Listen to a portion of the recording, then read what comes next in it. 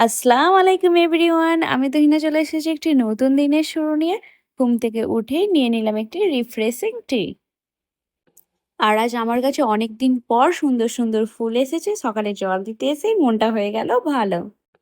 এবার চলো রোজকারের টেনশন কি রান্না করা যায় দেখা যাক। এদিকে এসে পটলের অবস্থা দেখি খুবই খারাপ। তাই আজ এরই কিছু ব্যবস্থা করা যাক। আসলে বৃষ্টির কারণে বাজার দোকান প্রায় যাওয়াই হয়নি। তাই বাড়িতে সেরকম কিছুই নেই। আর এমনিতেও এই একা থাকতে, থাকতে আমার এই শুকনো খাবার খাওয়ার অভ্যাসই হয়ে গেছে।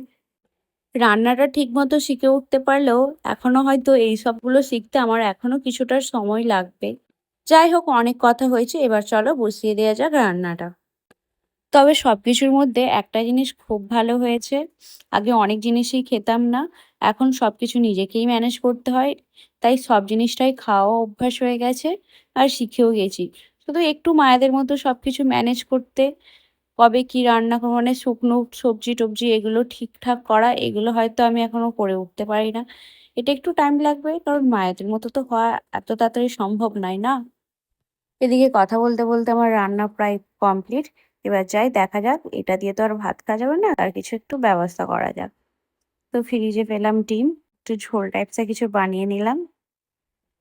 হয়ে গেল আমার লাঞ্চের মেনু কমপ্লিট। সব কাজ সেরে চলে আসলাম ছাদে। আর সকাল, সকাল অনেক কাপড়-চোপড় ধোয়া হয়েছিল। তো ওগুলোই তুলে নিয়ে চলে গেলাম গোসলের উদ্দেশ্যে। গোসল সেরেই নামাজ পড়ে নিলাম।